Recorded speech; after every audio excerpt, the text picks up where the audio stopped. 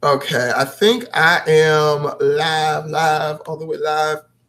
Let me see if I can open up this little control console thing or whatever. I think. Damn. Okay, I'm gonna just use that.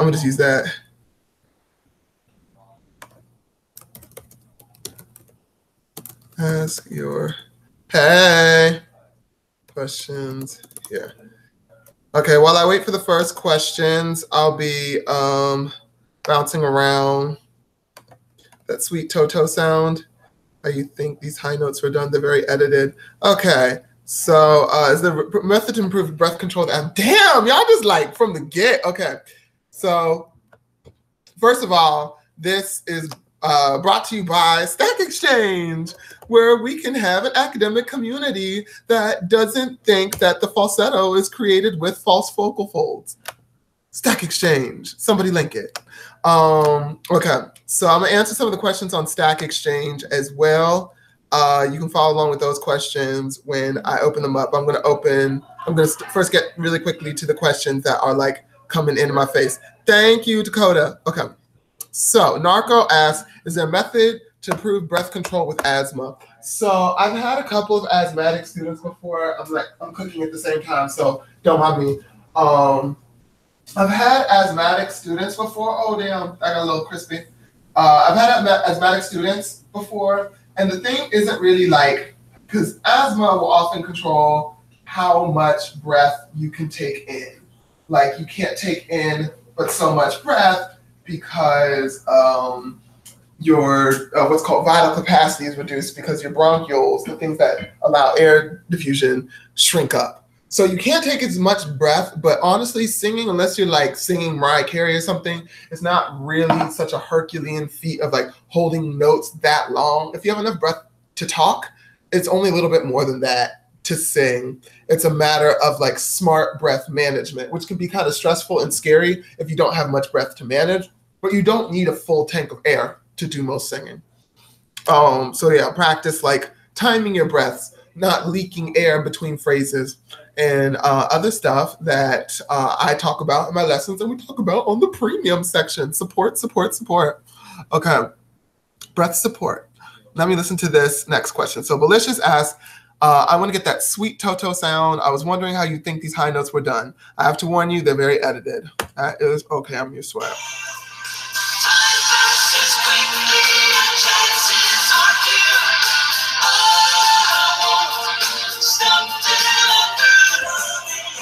Sounds like a light bell, but what the hell? Oh, shit, it's me. So that sounds like a light bell, honestly. But on top of it, there are these harmony layers. I don't think like the voice is auto-tuned or anything. I think it's just like harmony layers that are M2, which a lot of people know is head voice or whatever, falsetto. So those layers make the mechanism that's being used by the voice a little bit absconded, like it's a little bit harder to guess at what exactly they are doing. But I would guess that it's like a light bell. Let me go back and like imitate it. Bitch.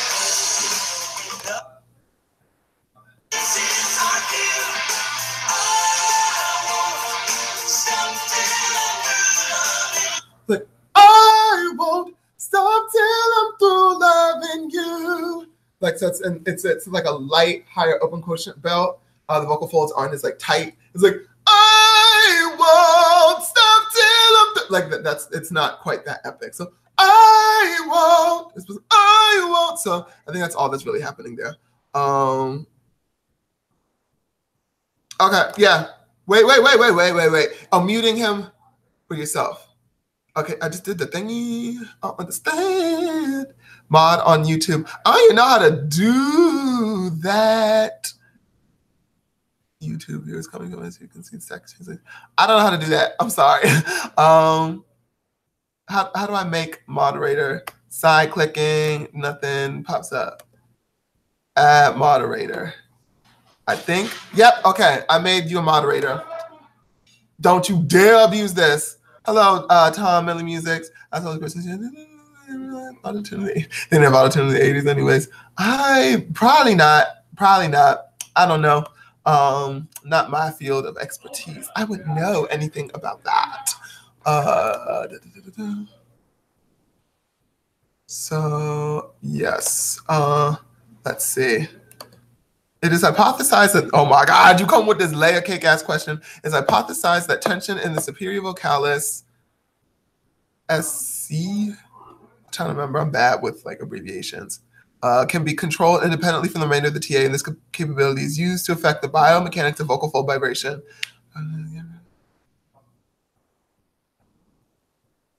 I am not familiar enough with this talk. I would need to watch this actual talk. Any techniques for voice deepening for vocal newbies.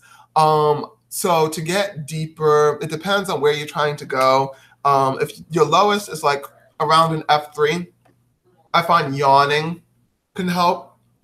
Just in general, relaxing into low notes seems to be what works for getting like sustainable, repeatable low notes. So yeah, I would try that. So and if you're getting below like C3 and you're like stuck around C3, then it's about learning grave. And I find for me, it's a lot more easy to access grave, which is this kind of baritone bass sounding M1. So I'm not that great at it, but to get better at that, look at my yucca, y'all. I'm doing it. Who wants to marry me? Okay, so I find that vocal fatigue, like intentional vocal fatigue beforehand, getting these things can help me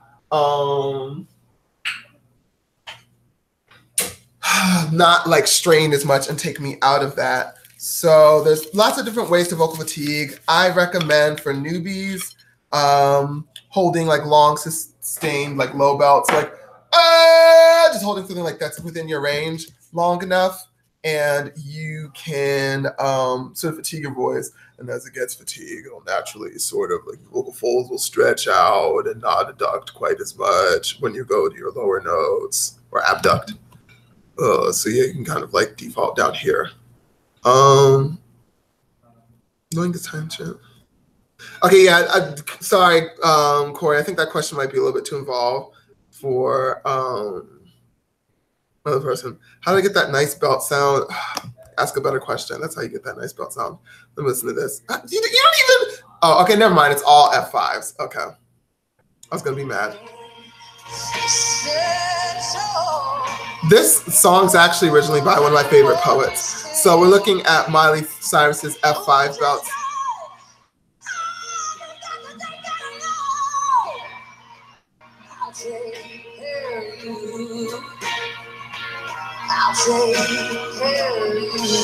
Okay, that's as long as I'm going to go into that video. So Miley Cyrus's belt qualities, like there's a little light edge of false fold activation during some of our higher belts, at least I'm hearing here. Sounds a little bit gargled or whatever. Okay, Mikinyu, Dakota, can you break down what I said a little bit more for Mikinyu? Thank you. And no trolling. My God, no trolling ever.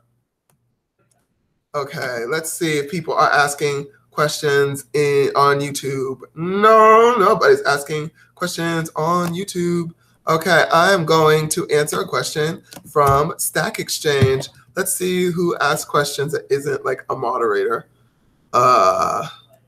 Y'all can follow along by following the link to Stack Exchange. Okay, so how can one preserve voice in an older age? So Tammy on Stack Exchange asks, how can you preserve your voice as you get older? The trick is never get old. Drink the blood of fetuses and you'll just stay young forever. That's how Mariah Carey does it. But actually, to keep your voice from aging, I don't know if there's any like true way to do that. Yes, vocal exercise, whatever, can keep your capabilities up. But I think a lot of it is also reassessing. Like learning how to redo things that you used to know how to do with your voice that are now getting like a little bit harder. You want to learn how to do them again, like say you go through puberty, your vocal folds get larger, whatever, you can still hit a lot of the same notes most of the time, but hitting those notes is now going to be a different feat. It's going to be like a little bit more difficult or whatever, or hitting low notes will become a little bit more easy. Like a microcosm of this is when sorry if y'all can't see me, a microcosm of this is when I get sick and my vocal folds get enlarged as I get like damage to my vocal folds from inflammation and the infection, whatever, and coughing, like they get inflamed, so I have bigger vocal folds. But when I go to belt with those vocal folds, sometimes, like because of that increased mass, there's advantages I can take that I don't have to do as much to adduct my vocal folds to avoid breaking out into M2, for those who know enough to know what I'm talking about. So like certain things get easier, or like the highest parts of whistle for me become easier when my vocal folds are larger. Anything that involves your vocal folds getting closer together becomes a lot easier when they get enlarged. So you have that benefit. You have to sort of recalculate how much you have to pull your vocal folds apart as they get larger with age, or like harder or whatever. So yeah, no, it's Mikinyu says, I know nothing melts. It's okay. Everybody has to start from somewhere. What's important is that you ask questions. How does one add a raspier, sexy tone in their voice? John Smith, with such a unique name, asked me on my YouTube. And how do you go about doing that? Let me link it. Let me link it inside the Discord in here. I talk about the different forms of rasp. I find the ones that are sexiest when talking are aspirate rasp and fry rasp. And I'll link myself talking about these things on YouTube and on the Discord. Linking it in voice text chat. So I find like a bit of aspirate rasp if I do something like this. I find this to be a little bit like sexy and sensual, whatever. It's kind of like hushed and breathy. So I like this kind of like intimate tone. But somebody else might want it like raw. So like they might be like, yeah, I'm gonna give it to you good. I'm gonna give it to you good. Like that kind of like I'm trying to keep it PG-13. I really am. Okay, I'll just leave the rest of that sentence to your imagination. So some people might like that. Others still might like that kind of Janis Joplin scratchiness, like that kind of scratch of their voice. I hate doing it down in like lower where people talk, so I only use it when I sing. My voice like trails off and does it sometimes when I'm talking lower, but I don't like how it sounds when it's lower. Like if I sing, oh, thank you, Imagine Art. Imagine Art says, my hair is fabulous. Somebody appreciates me. So yeah, like I sing with it and it's like, ooh, like that for me is fun, but talking with that, I'm not sure I'd use that rasp as much to talk with. My favorite kind of like sexy voice in women is sort of Khalees's voice. If y'all heard like, my milkshake brings all the boys to the yard, that song, her voice in real life is like really fucking sexy. I mean, freaking, I don't care. I'm not getting any new students off of this. So her voice is really sexy in a very aspirate way. It's kind of aspirate like this.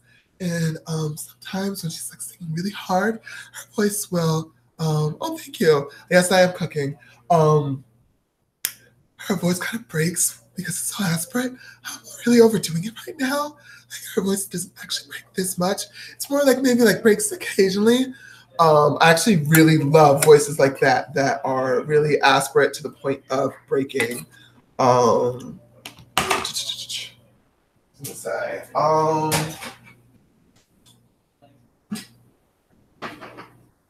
Yeah, so that's my thing on getting a sexier voice. Re-say the name. The name of what? I don't know the name of what you were talking about. somebody wanted to look up the name of, I don't know. I'm gonna put this in the YouTube. It's me and Matt Johnson from Vocalogical talking about extended vocal techniques. Oh, speaking of people I associate with on Facebook, could somebody, preferably maybe the person I just moderated, share the YouTube link on the Scinguistics Facebook group? Make sure we get them in on this conversation. People gonna come around here and be like, I have a question. Okay, do you have any advice for scratching in the voice? So is scratching like this? You mean like this? Sometimes that can be caused by too much mucus buildup, like the mucus between your vocal folds. My theory is that it forms like little sinews that the vocal folds sort of get stuck together and kind of co-vibrate in these strange patterns because they're brought together by this brain. Come back to me. Brought together by this mucus, so that makes them want to do this. So I would find ways to cut your mucus. I have resources for cutting mucus on the Discord, not the Discord, the Reddit. I made a post about like cutting mucus. There's different ways to do it depending on where the mucus is originating from, depending on if it's like you were just producing too much or your mucus is getting way too thin. So pay attention to what kind of mucus you feel like you have and act accordingly. Okay, let's see if I have a question. Okay, I'm gonna answer another question from Stack Exchange. Y'all can follow along on here. Okay, so Katija, sorry. It's almost like the voiceless version of Khadijah. I know that name, so I'm going to just call it, say Katisha for now. My vocal coach always told me to sing into the mask. What does this mean? Nothing! It's a lie! The mask means different thing to different things to different people. Definitely not different thing. It means like several different things. It means too many damn things. But the most consistent thing that at least I think Nick might have better musings on this as a survivor of classical pedagogy. Especially survived, y'all. He might have more like musings in depth on this, but to me, people usually seem to be referring to, you need to place the sound quote unquote forward, which means not obstructing it. As you do more things to obstruct your voice, it sounds like darker and further away from the mask. But when you have a pretty unimpeded vocal tract, so like your tongue is nice and down, all the things above the vocal folds are like pulled apart, so that sound can go almost like straight from your vocal folds to your mouth.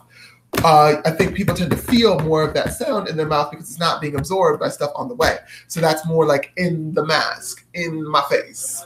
But I don't really feel things like that. So I don't know if it's super helpful to go over things like that. And also when people say that you have to sing into the mask, that is where the game gets fucked up, because there's nothing inherently damaging about having back tones or having back placement. Like we celebrate dramatic sopranos who often have like back tonal placement. Like that's one of the most like fetishized vocal fox or vocal facher is the dramatic soprano. Yet we want to sit here and act like that's somehow dangerous. So we want to listen to the stuff, but we don't want to actually like tell them that like their technique is valid and executable.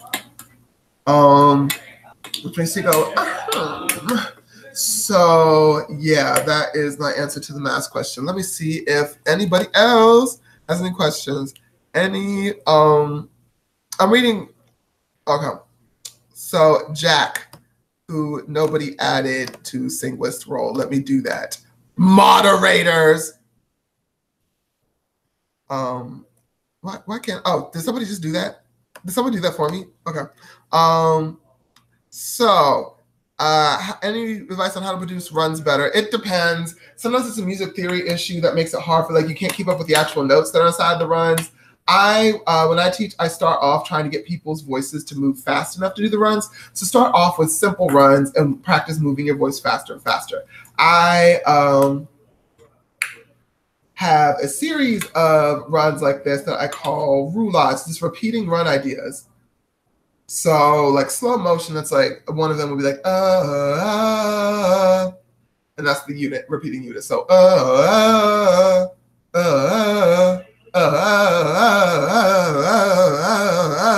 and like you want to be able to go like, and be able to keep up the integrity of what you're doing as you go faster without changing the vowel or whatever. And that'll help you get these sort of like laryngeal tilt muscles and things that like change the note working quicker and more coordinated, so you're not like limited by the speed of what your voice can do. And then to do like musicologically better runs, a lot of it's like listen to riffs, even from like instruments. Listen to riffs. What is one of my favorite riffs that I stole for an instrument?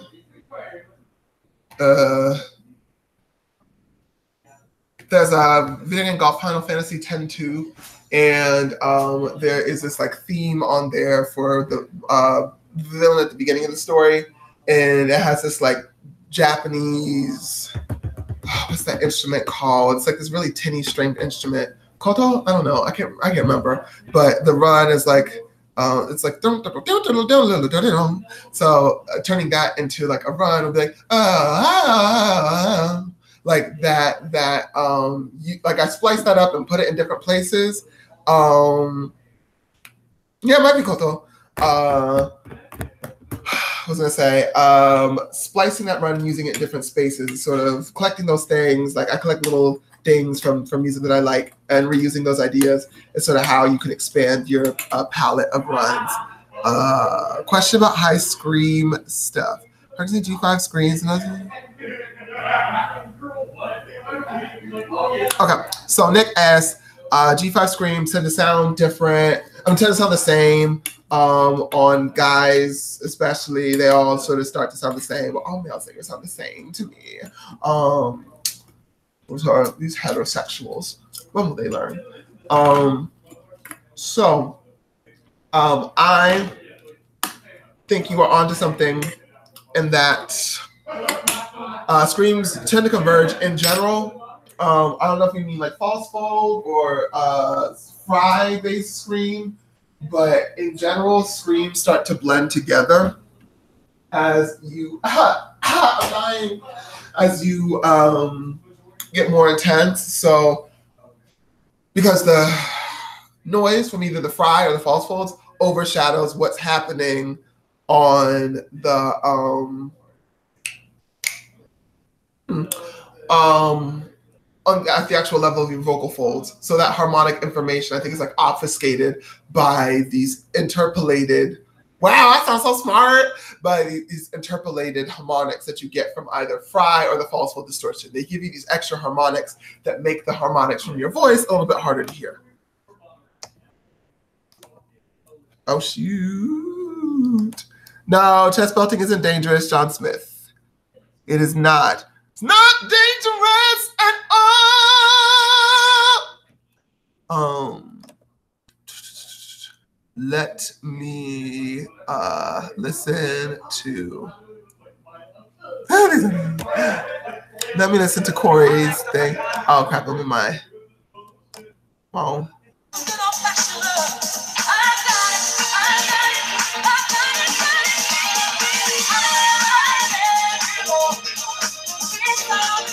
What's that?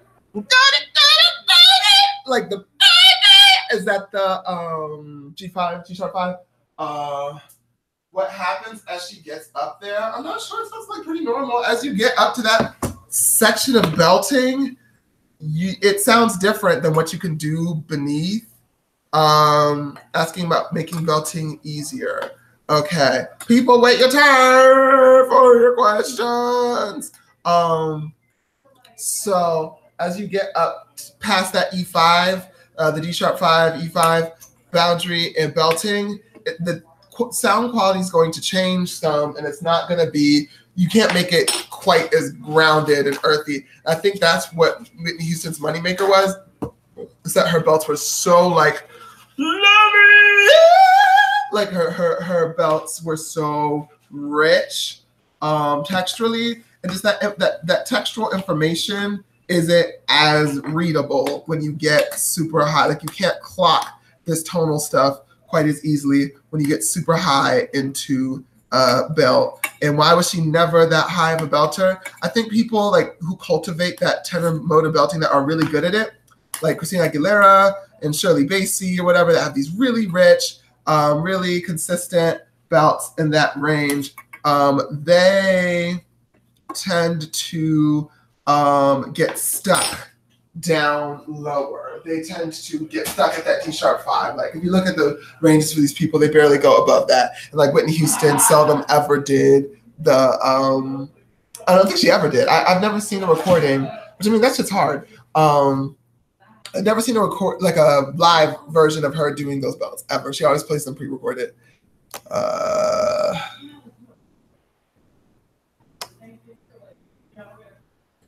How do you get better at belting? How do you get better at belting? Except that belting is similar to yelling. Check out my belting module that is archived on Upvoices. Ask the moderators how to get in there, and then you can listen to the thing on belting, because there's a lot of different kinds of belting, and belting really changes as you go up. So you have to be accounting of that you can't just be like, oh, all belting is the same, I'm just going to belt every day and get better at it. At some level, even if it's not a conscious level, you have to realize that the zones of belting are different. That's part of why, like Whitney Houston, as I was going over the Corey, why Whitney Houston tends to stay grounded at that like D-sharp 5 and below, while some other singers are just like soar higher. Yes, there are hidden channels. Secret. Secretions.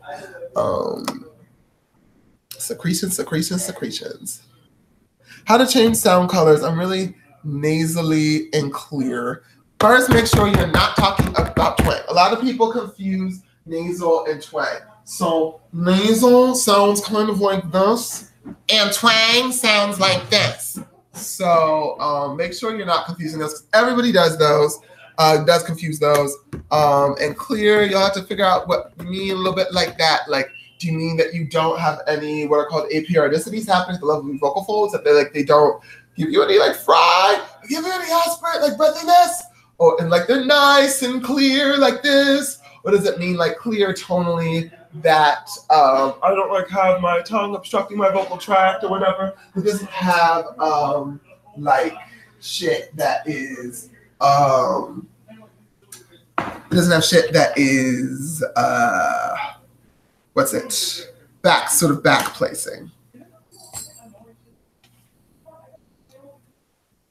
Oh my God, these hookah fries. I'm fucking them up. Okay, yep. Twang. Yawning can help with not being twangy.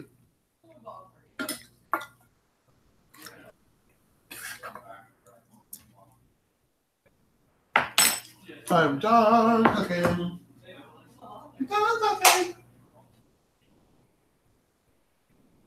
Yes, I am. Yes, please add the hashtag office hours. So far, nobody's trolling. That is great.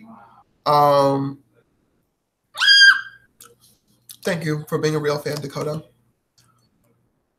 Okay, no questions right now, so I'm going to answer another one from Stack Exchange. To give your questions priority, please sign up for Stack Exchange and ask your questions there. If you ask your questions there, I will spend more time on them and maybe even give you some behind-the-scenes premium advice and drills to actually help you achieve your goals if you put them on Stack Exchange.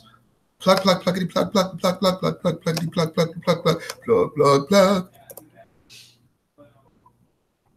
Countertenor voice is a lie. Tim asks about, have I looked into any stuff on the countertenor voice? I'm curious about how it works. Is it basically just a well-developed falsetto? Countertenor, let me like answer your question, not be a dick, but then let me talk about why I'm kind of being a dick about answering the countertenor question. So countertenor is just a really like bioessentialist term. Actually, no, I'm going to actually answer your question. So yes, oftentimes it's really well-developed M2, like AMABs that are using M2 to the proficiency level of the proficiency level of AFABs. Like the proficiency level that's normally associated with like women who do opera, that they use M2 and it sounds so like rich and flawless, but then like a lot of men who go into opera will be like, like when they try to go into M2. So yes, oftentimes countertenors are people that can use that really well. That's like most countertenors in the operatic context. Usually but basically like a lot of countertenors are just like, they're functionally mezzo sopranos or whatever. Since we don't want to call them that because sex segregation. Like I don't call myself no damn countertenor. I call myself a mezzo, but I can still do like operatic soprano stuff, and like you can too. There's nothing really to the whole like, oh well, women have these fachs and men have these facher. It's like, it's what do you want to do with your voice? Do that. So yeah, it's limiting. Oh, oopsie. Sorry, I was on YouTube answering half of that question. I'm sorry, Tim. Tim had his thing. Yeah, I walked completely away from that mic.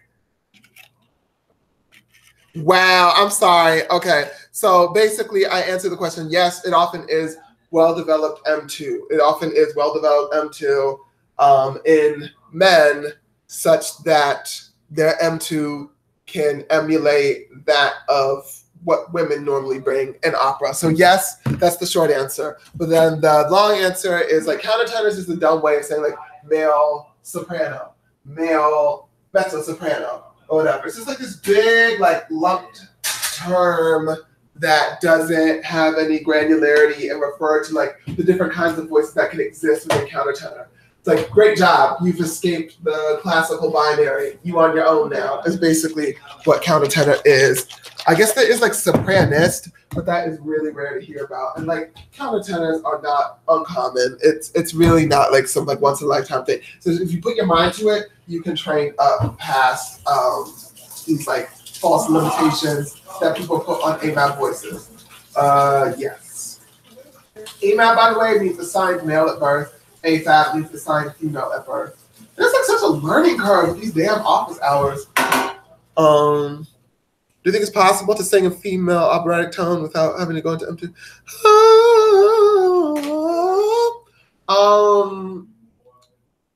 I mean, the women, the AFABs that sing, the AFABs that sing opera, they're doing M2. So it's easiest to emulate people if you're using the same mechanism as them. So if you are in emulating people that are in M2, you should use M2. Women in opera use M2. So if you want to sound like a woman in opera, use M2. So like I could go like, hey, I could go like an operatic soprano, but be like, oh, what's a damn opera song? I don't know. L'amour est dans blah blah blah, omelette du fromage. Like so, if I'm singing like that, which I think sounds like a run-of-the-mill dramatic mezzo, or oh my god, a run-of-the-mill dramatic mezzo or soprano, whatever, doing that piece. If I emulate that in M1, I can lower my lyrics all I want, but it's going to sound like more intense. You're going to have these extra harmonics that you don't have in M2. So, so that is going to sound like more masculine, because I think tenors are the only ones to really do any work on dragging M1 up in opera. So if you're doing high M1, by default, it's going to sound masculine. So because opera is so standardized, the way that it works is you, to sound like the other gender, you basically have to sing their range. Like, because everyone has low larynx, everyone has these pretty standardized stuff. So I think the easiest way to transcend gender in opera is to just sing in the fach of the gender that you wish to be perceived as, and just emulate whatever they do in there. Because I think like belting in opera pretty much like with a low larynx or whatever sounds like what's it called? Sounds like a man, because like tenors are the only ones that really belt in opera. Again, I need more like data on AFABs and stuff. to really assign female at birth people to figure out like how true that is. But I imagine an AFAB with a low enough larynx on their belt would sound pretty masculine.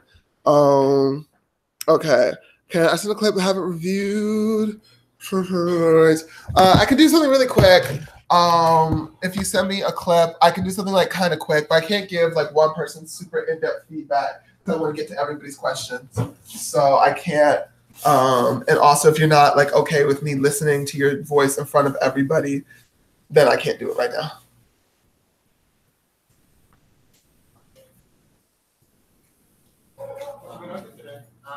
How much worked? Do some stuff. Yeah, I have a water bottle out here somewhere. What is this? You can look for it. Oh, yes. Cassava. Okay, what is mixed voice? Yes, raspy. Mixed voice. Okay, raspy asks, what is mixed voice? Mixed voice to me is the aesthetic of making M1 sound like M2 and vice versa. So the more you make them sound like each other, the more this mixed aesthetic you get. There is one final mix zone that inside of belting. It's black. It's like a canister. It's like a black one. Give me 1 second, like y'all. One of those like thermo hot cold thing. Right. No, like a. Can you guys read my mind? Yeah, it's not this. You said black, right? No, black. It's not like that style. It's like a. I sort of remember that a little bit. Yeah. Okay. It's okay. I'll just give it a one. I did not walk away from the mic this time. It's been in like the same place this whole time. Okay. Yeah, Ed, are you not watching on YouTube? Okay, so yes, mixed voice. You're completely right about that, Raspy. That it is M1 sounding like M2, vice versa. So how does one train that? It's usually a matter of like increasing your close quotient inside M2 is the first thing.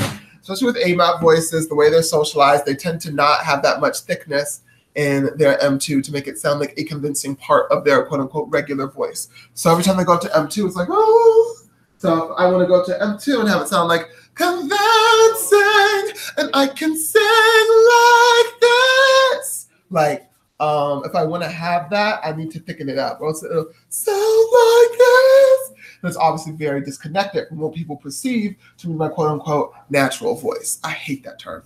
And then M1, you'll also want to lighten because it decreases the burden of how heavy your M2 has to sound to match. So it's like a meeting in the middle thing. What was I going to say? Do you have any advice on how to belt with a higher OQ? So how to belt with a higher OQ, that is something I haven't really gotten around to teaching a whole lot yet. Different things work for different people. I found a lot of people will just like naturally belt with too high an OQ and they want to thicken, and then they can sort of like go back and forth between those two once they sort of find it.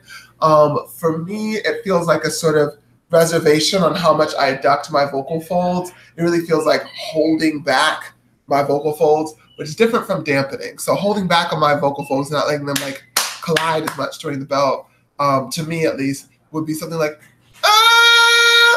versus if I dampen, for something I do like a regular belt that I don't pull my vocal folds apart. Hopefully you hear a difference there. And then if I dampen it, it's like, if I dampen my belt and kind of like swallow it.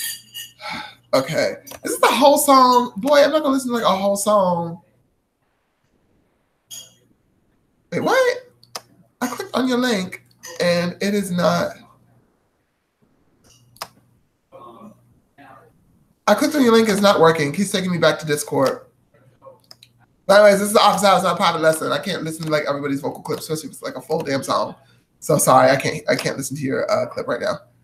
How do you make your lower notes sound more femme? So how do you make the lower notes sound more feminine? I think is like a matter of following these feminine conventions. So of course you can do like standard feminizing features on low notes. So like I'm gonna talk lower, but I'm going to make my mouth shape smaller, and I'm going to have a higher larynx, and I can even like increase my open quotient to a certain degree as I go down. But as I get like way lower, especially in like a pop context when you're singing. A lot of women tend to do this like dramatic low larynx thing and get really breathy. So if you sort of like kind of act like you're doing that a little bit, don't necessarily fully do it because it might make someone more masculine. I can be like, like that kind of thing. This was a ooh. So that emulates what a lot of like these Toni Braxtons and Mariah Carey's out here doing.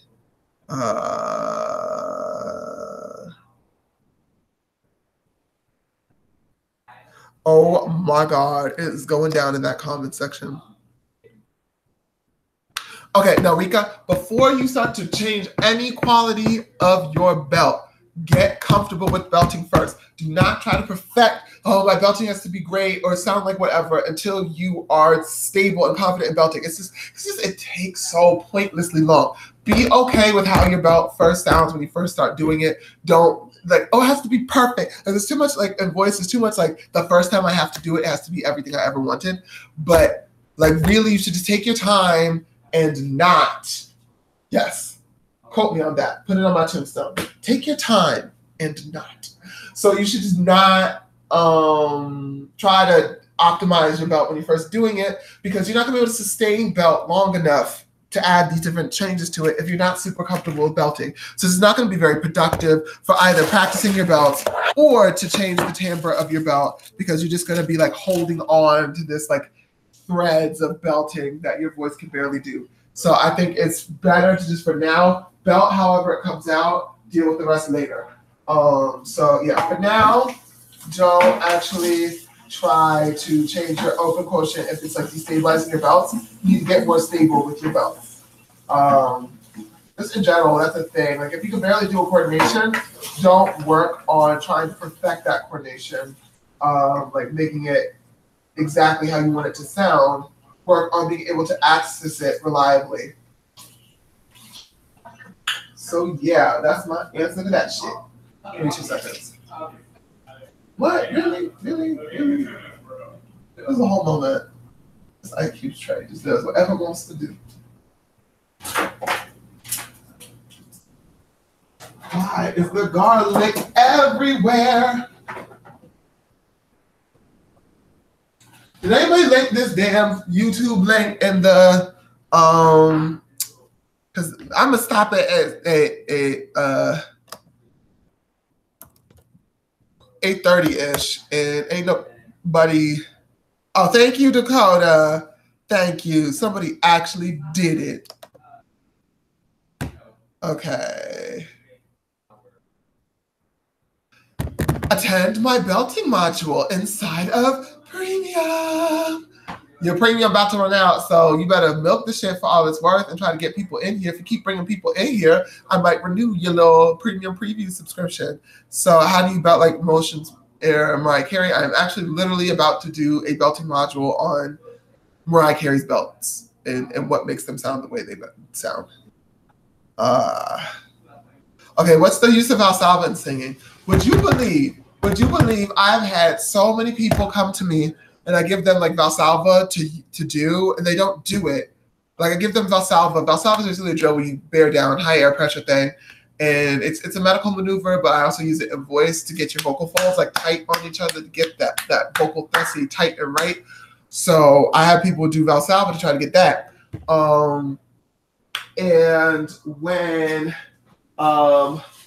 they first get assigned it, they like never do it. They never do it over the course of the week. And like half of them come back to me and they're like, oh yeah, I can't just Valsalva while I sing. Like, you're not supposed to Valsalva while you sing for real. Like nobody is like, does anybody do any of the pros is like, like nobody ever does that. Like Valsalva, the purpose is to get your vocal folds acclimated to certain kinds of configurations. And you do those as you sing. But when you're practicing, you can sort of drill these quote unquote like Valsalva assisted configurations. It can help get your belting higher. It can help get your M2 more solid sounding. It can do all kinds of stuff. So it has like lots of functions centering around getting your vocal folds tighter on each other or getting that air pressure higher. So I think some people like, I use it for some people to help them find their M2, because when you have that high air pressure, the passaggio is like a little bit more irresistible. It just like comes at you a bit more. Okay. This is the last course I'm serving these hoes. Thick M2 mix. I'm trying to think of like a clip example of it. Y'all making me do work. Okay. Let me find this clip and y'all listen to it, and I'll talk more about it after I drop off this pie.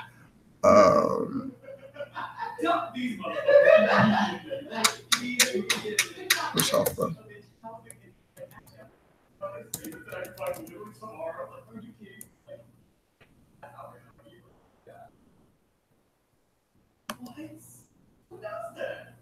Bitch. Okay, 1 second.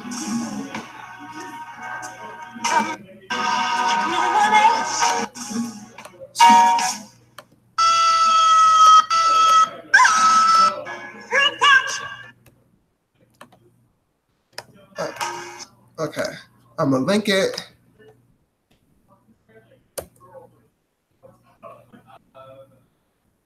Oh, thank you. Are you looking at my hair or are you looking at Michelle Farrell's?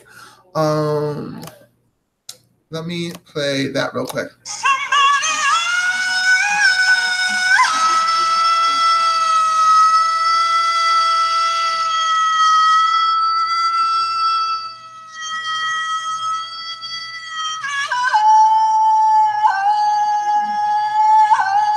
And then at that point, like when she came down, like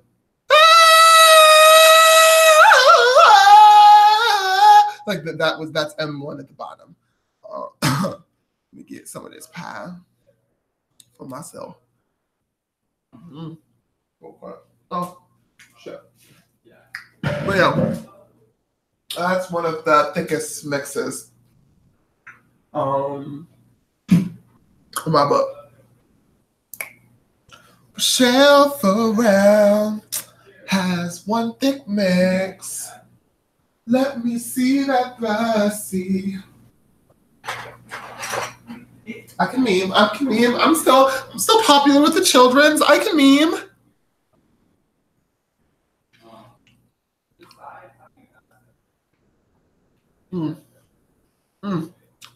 Pie's good. I got this whole pie for $2. $2. Puts the head. Go. Oh, cool. Did you hear about Tom? Did you hear about Valsalva in the context of singing?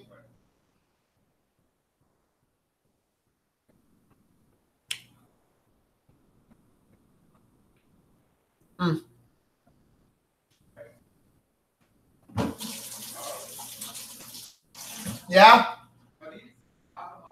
Yes. Okay.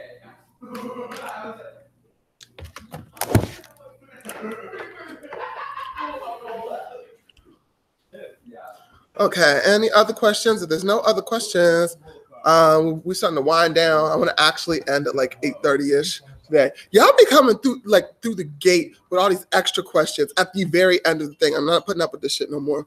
Y'all don't pay me enough. Y'all don't pay me at all. So I'm not staying past like fucking 9:30 because y'all want to come and ask questions at like 8:31. Okay. Do you think that, oh crap, I walked away from the mic. Oh no, I walked away from the mic. I'm sorry, y'all. Okay, I'm back. Okay. Do you think learning some degree of microtonal voice can be useful? Yeah, learning microtones can be good, even if you don't use them in a musical scale. I mean, why not? Always expand the box. You can figure out a way. But even if you don't want to expand the box of pop, microtones have definitely been used in terms of like quote unquote blue notes in jazz. So Listen, like Billie Holiday used a lot of blue note microtones. If you look at the very last note, I think this is kind of microtonal.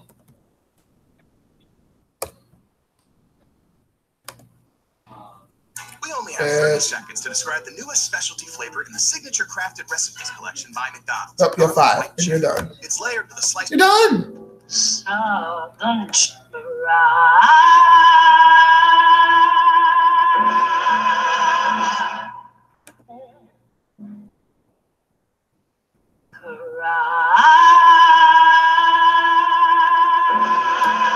Oh, that is so like disturbing. I love it. So yeah, putting that in intentional like dips into quarter tone, flat or whatever, create this kind of disturbing mood. You have to like manage it wisely.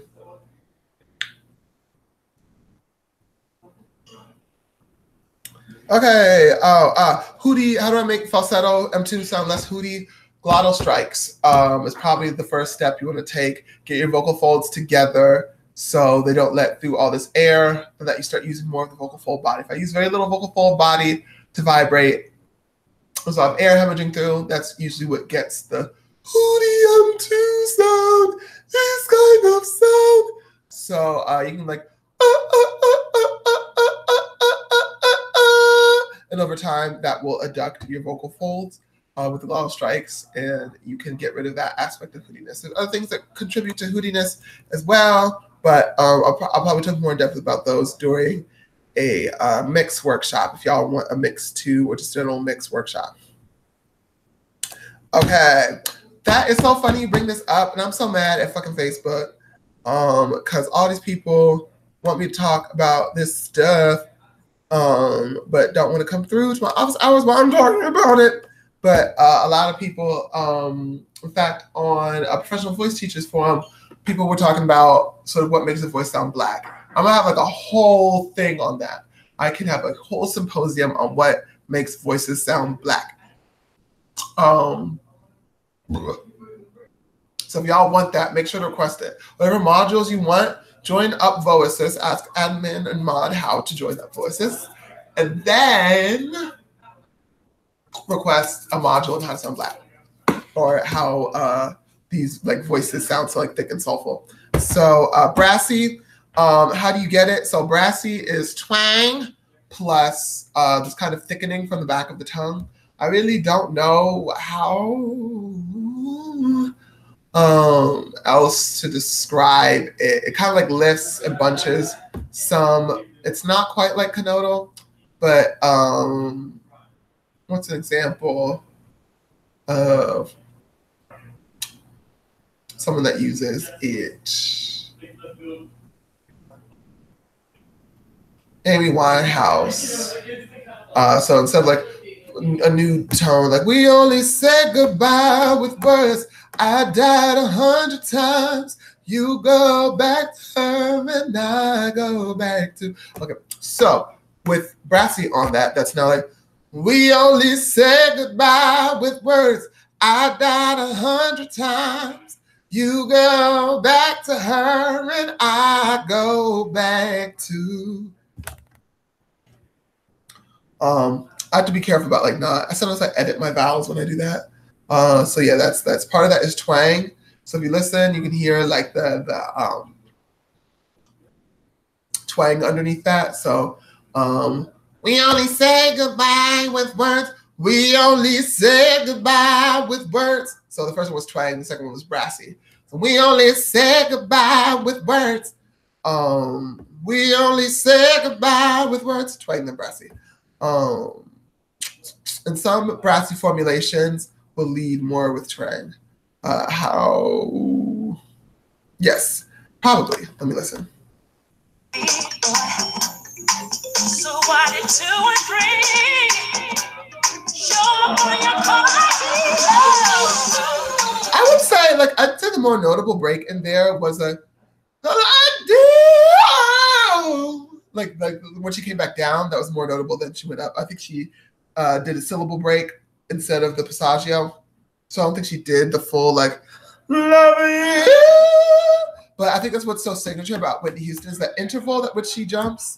I think it's 1-5.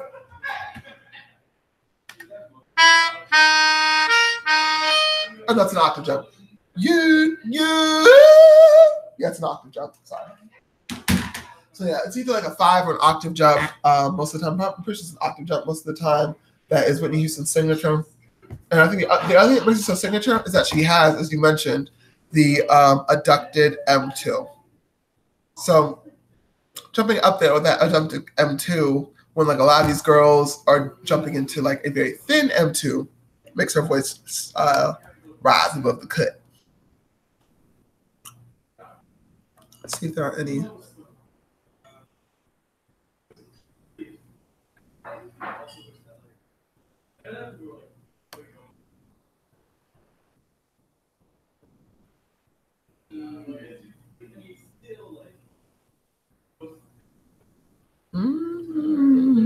Sorry, I'm reading the YouTube questions. I'm trying to figure this out. Okay, false fold distortion. Yeah, you can do like a throat clear. John Smith asked me how to get false fold distortion.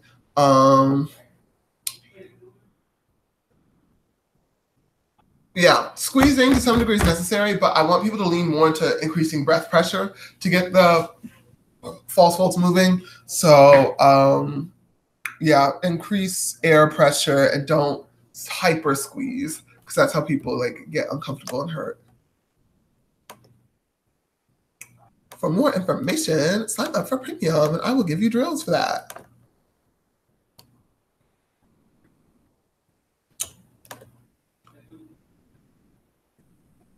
Canoodle is not that hard when you think about it. Try to overdo canoodle. I don't know if I've really taught people to use brassy successfully. Because I'm just surrounded by failures. Oh, oopsie. Let me actually take my phone with me. Winding down. The final countdown. Ooh, Jesus, standing up was killing me.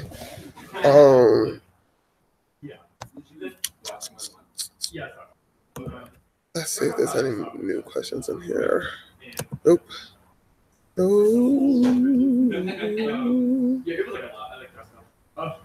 Yeah, it's good that you found a sweet spot. That's what it's all about, Tom.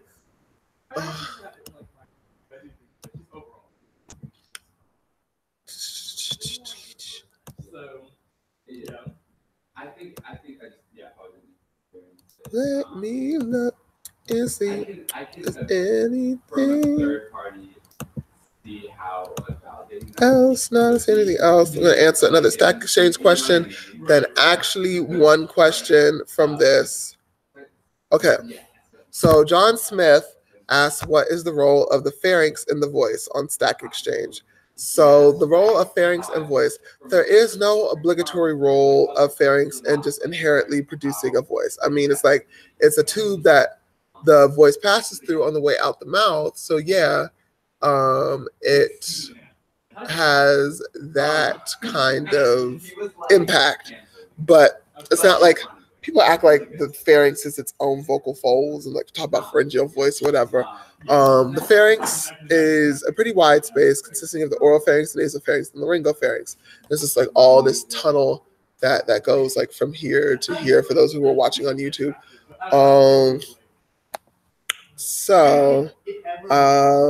What can it do in the voice? My theory is that constricting your pharynx can make you sound kind of sad like this, or you like yawny and sad. I get say right there when you yawn.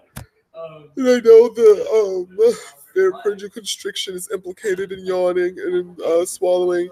So it can induce sadness. It can also give this like regal quality to the voice. One of my favorite pharyngeal constriction singers is Utada Hikaru, who did the themes of the Kingdom Hearts video games.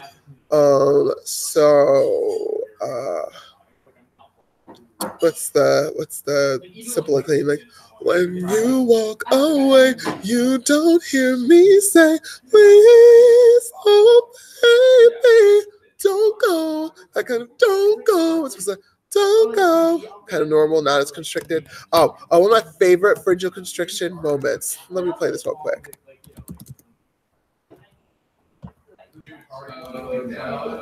It goes so well with this damn song too. Not all light beers are created equal. Beer does not go with this song. I don't care what the restaurant says. Listen to this pharyngeal constriction. Okay, this is my favorite bit.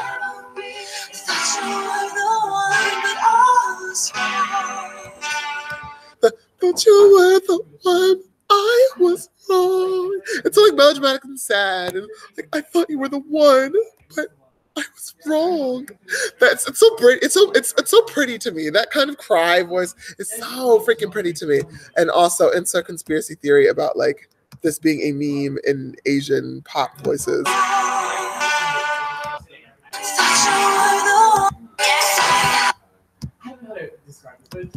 For those of you that want to see this.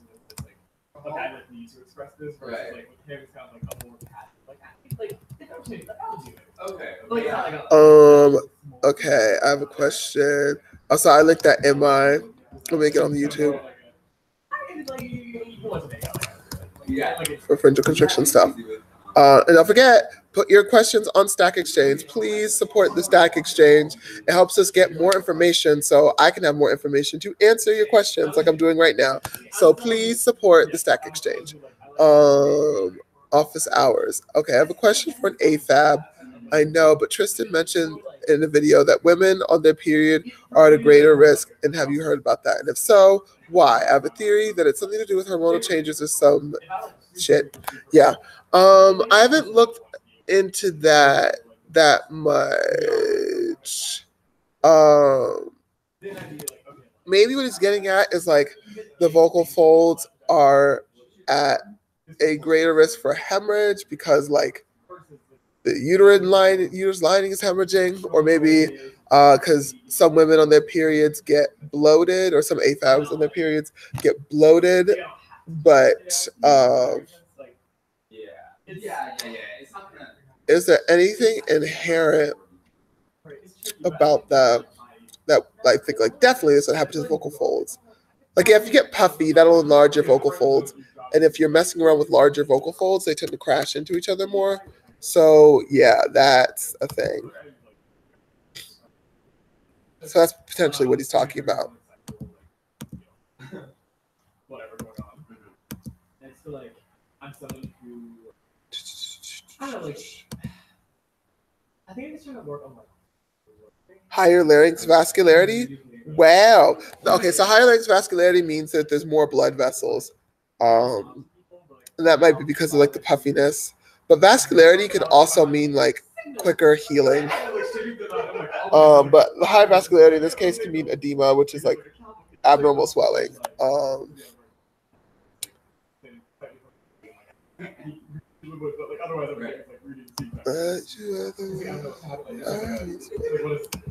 Okay, I am about to close up. One last time.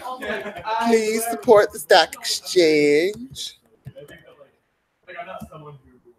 to get your question more thoroughly answered, and definitely guarantee that your questions get answered.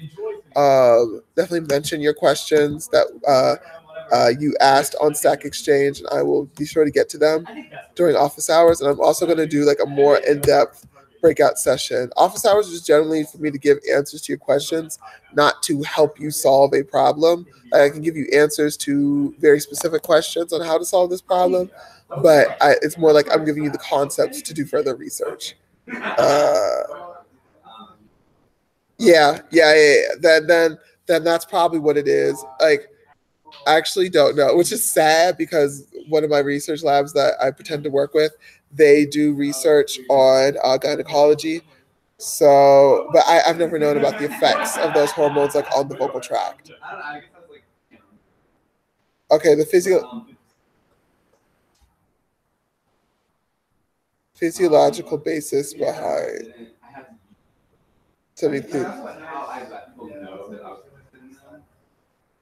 Okay. Sorry.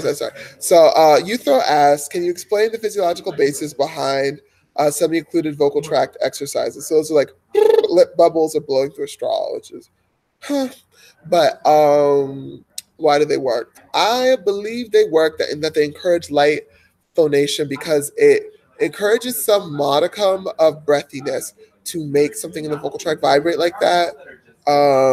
Like the occlusion of the vocal tract, to make it vibrate, you have to achieve this unvibrated air pressure.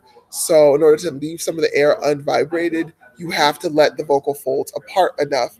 And when you let them apart, they can sort of vibrate more freely without as many collisions. So it's like this nice light phonation. And nice light phonation is like enough of a threshold to keep the voice active and to get blood flow going to the vocal folds, like stretching them out or whatever. But it's not so risky because you're not doing this like high impact danger zone on the vocal folds are all up on each other. Okay, so that's my answer to Uthro's question. And with that, I am done. I don't know how to end this. I'm scared. I don't know how to end this, y'all. Save me. I don't know, to just something else, like self-invested. Where do I stop this? Did I go back? Okay. Is it done? Did I finish it?